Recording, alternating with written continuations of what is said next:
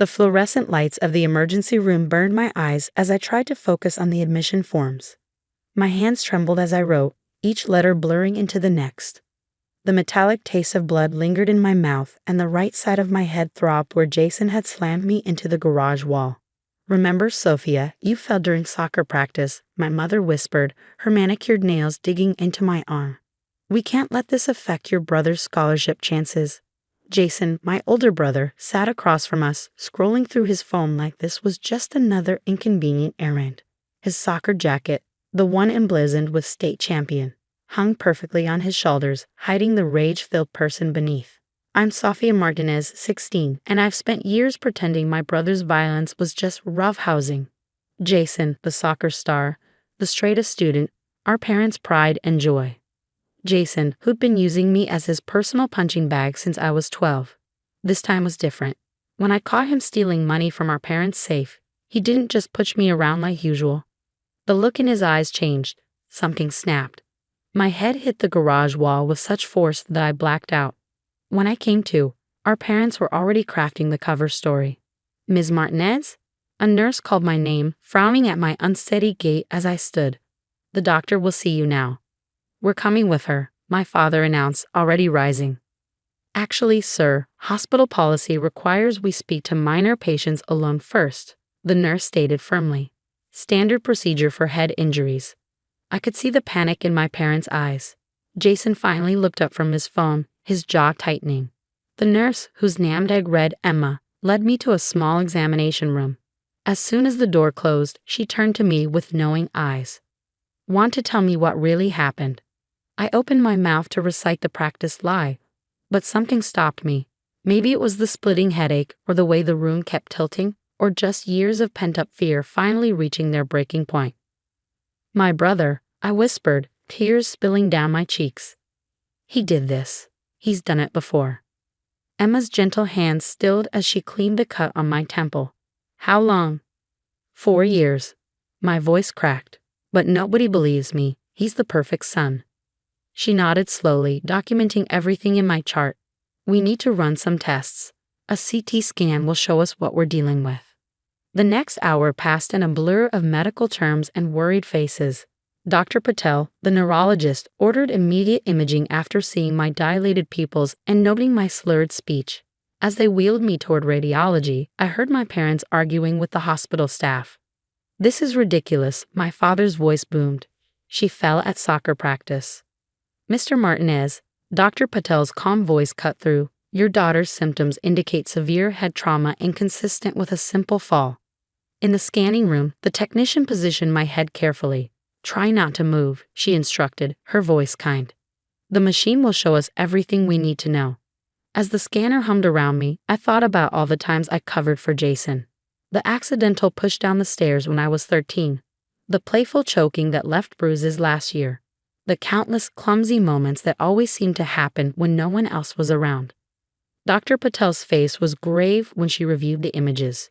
She pointed to several areas on the scan, speaking quietly with Emma and another doctor I didn't recognize. "Sophia," she said finally, "these scans show multiple areas of previous trauma. This isn't the first serious head injury you've sustained." "That's impossible," my mother interrupted from the doorway, having somehow worked her way in. "She's never had any head injuries." "Actually, Mrs. Martinez, these scans tell a very different story." Dr. Patel's voice was steel wrapped in silk. "There's evidence of at least 3 prior concussions, and the pattern of injury is consistent with repeated trauma. This isn't from sports accidents." I could see the color drain from my mother's face as Dr. Patel continued, "I'm required by law to report suspected abuse. Officer Torres is already here to take a statement." Through the window, I saw Jason being escorted to a separate room by a police officer. For the first time in years, he looked scared. Emma squeezed my hand as a female police officer entered my room, notebook ready. "You're safe now," she whispered. "Your brain scan told us what you couldn't say. Let's make sure it never happens again." Looking at the images of my brain on the screen, I saw years of hidden trauma laid bare in black and white. No more lies. No more cover-ups. The truth was finally coming out, one scan at a time. The next few hours felt like watching a movie of someone else's life. Officer Torres, a compassionate woman with steady eyes, recorded every incident I could remember. Each memory spilled out like poison finally being drawn from a wound. Start with the first time, she encouraged, while a medical photographer documented the fresh bruises blooming on my head and neck. I was 12, my voice shook. Jason was angry because I scored higher than him on a math test. He waited until our parents went to bed, then came to my room and held a pillow over my face until I promised to fail the next one. Dr. Patel continued examining the scans, pointing out each area of damage. See these darker regions? They indicate repeated trauma. This isn't from one incident, this shows a pattern of abuse over years. Outside my room, I could hear my parents' world crumbling. Their carefully constructed facade of a perfect family was shattering under the weight of medical evidence they couldn't explain away. There must be some mistake, my father kept insisting. Jason would never. The brain doesn't lie, Mr. Martinez, another doctor interrupted. These injuries tell a very specific story. Jason was being questioned in another part of the hospital. Through my partially open door, I caught glimpses of another officer escorting him to a police car, his perfect soccer champion posture finally broken. Emma stayed with me, holding my hand through the neurological tests. You're experiencing symptoms of a severe concussion, Dr. Patel explained. We need to keep you overnight for observation. A social worker named Ms. Parker arrived, carrying a thick folder and a determined expression. We're implementing an emergency protection order, she explained. Jason won't be allowed near you, and given your parents' history of enabling the abuse, we're arranging temporary alternative housing for you. But where will I go? The thought of leaving, despite everything, terrified me. My sister runs a youth shelter specifically for cases like yours, Emma offered. It's safe, secure, and they have an excellent academic support program. Ms. Parker nodded. We've already arranged it. You'll have your own room, counseling services, and 24-hour security. My parents tried one last time to regain control of the situation. My mother burst into my room, tears streaming down her face. Sophia, please, think about what this will do to your brother's future. Officer Torres stepped between us. Ma'am, I suggest you worry more about your daughter's future and your own. Enabling child abuse is a serious crime. Those words seemed to finally break through. My mother collapsed into a chair, while my father stood in the doorway, looking lost. We've contacted the school board and the athletic association, Officer Torres continued.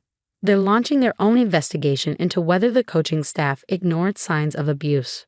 The thought of Jason's precious soccer career crumbling gave me no joy, just relief that he couldn't hurt me anymore. Dr. Patel returned with more scan results. We found evidence of a hairline fracture in your skull from today's attack, she said gravely. This could have killed you. The reality of how close I come to death hit me hard. Emma squeezed my hand tighter as tears rolled down my face. Your brother is being charged with aggravated assault, Officer Torres explained. Given the medical evidence and the severity of your injuries, he'll be tried as an adult. Miss Parker was already working on her laptop, finalizing details. The shelter has a specialized program for survivors of family violence. You'll have access to trauma-informed therapy, educational support, and legal advocacy. My phone kept buzzing with messages from Jason's friends, some threatening, others expressing shock. Emma gently took it away, promising to save any evidence of intimidation for the investigation. As night fell, my hospital room became quieter. My parents had been escorted out, both facing their own charges of child endangerment and failure to protect. Jason was in custody, his perfect future replaced by serious criminal charges. Try to rest, Emma said, adjusting my pillows. Tomorrow will be a new beginning. Looking at the brain scans still displayed on the screen, I saw the map of my suffering laid bare in clinical detail. But I also saw something else. Evidence that could finally force everyone to acknowledge the truth I'd been screaming silently for years. Miss Parker patted my hand. You're not alone anymore, Sophia. Your brother's actions are finally being seen for what they are, and you'll never have to cover for him again. As the medication took effect and my eyes grew heavy, I thought about all the times I'd wished someone would see through our family's perfect facade. Now, thanks to modern medical technology and caring professionals, the truth hidden in my brain could finally set me free. The last thing I heard before drifting off was Officer Torres on the phone, ensuring my safety. Yes, We need a permanent protection order. The scan results alone are enough to prove years of systematic abuse. For the first time in 4 years, I fell asleep without fear of what my brother might do in the darkness. 6 months later, I stood in front of the mirror at Hope Heaven Youth Shelter, adjusting my court appearance outfit. The girl staring back at me was different from the scared teenager who'd arrived here with a concussion and broken spirit. My eyes were clearer now, my stance stronger. Today was Jason's sentencing hearing. The trial had been brutal but quick, with the medical evidence leaving no room for doubt. Dr. Patel's testimony about my brain scans had silenced even Jason's most expensive defense lawyers. The images of my injured brain projected on the courtroom's large screen had told a story no one could deny. "Ready?" Emma asked, poking her head into my room. She'd stayed involved in my case, becoming something of a big sister figure. She'd even helped me to apply to pre-med programs. I decided to become a neurologist, inspired by Dr. Patel's role in my rescue. The courthouse felt less intimidating this time. My parents sat on the opposite side of the room, looking aged beyond their years. The investigation had revealed they'd covered up Jason's violence toward others too. 3 former girlfriends had come forward with similar stories. Jason sat with his lawyers, his soccer jacket replaced by a suit that couldn't hide his anger. His scholarship was long gone, his perfect reputation shattered. The security footage from our garage, showing him slamming my head into the wall, had gone viral despite efforts to protect my privacy. "The court calls Sophia Martinez," the judge announced. Walking to the witness stand for my victim impact statement, I felt steady. The months of therapy had helped me find my voice, and I intended to use it. 4 years ago, my brother started using me as his punching bag. I began, my voice clear. My parents taught me to protect his reputation instead of my own life. But my brain kept a record of every attack, every injury they tried to hide. Today, I'm not here to protect anyone but myself. I described how the abuse had affected my life, the nightmares, the panic attacks, the way I'd learned to move through my own home like a ghost. But I also spoke about my healing, about the strength I'd found at Hope Haven, about my plans for medical school. The brain scans didn't just show my injuries, I continued. They showed the truth no one wanted to see. They gave me back my voice, my safety, and my future. Jason wouldn't look at me, but I saw him flinch when I described the last attack. Our parents wept quietly, finally facing the reality of what they'd enabled. The judge's sentence exceeded even the prosecution's recommendations: 12 years for aggravated assault, with additional charges for the previous attacks. My parents received 3 years probation each, mandatory counseling, and community service working with abuse survivors. "Your Honor," Jason's lawyer tried one last time. His promising future was forfeited. The judge cut in. The first time he chose violence. The medical evidence shows years of escalating abuse that could have ended in death. The court cannot ignore such systematic violence.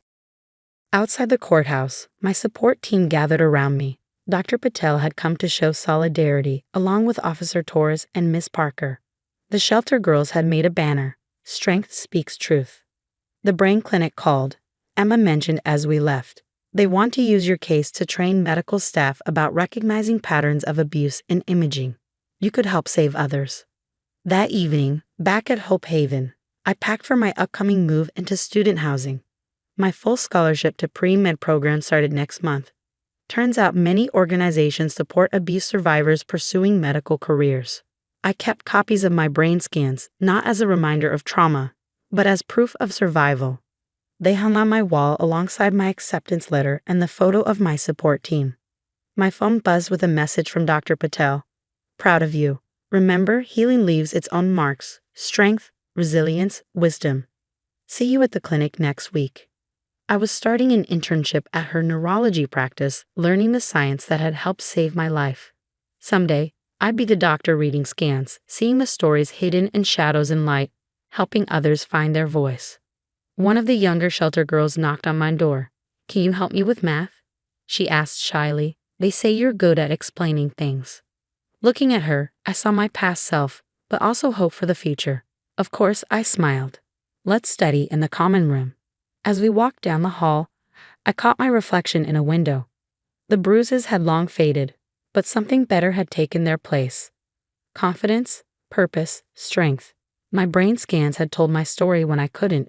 Now I was writing my own next chapter, one where the truth didn't hurt anymore. It healed.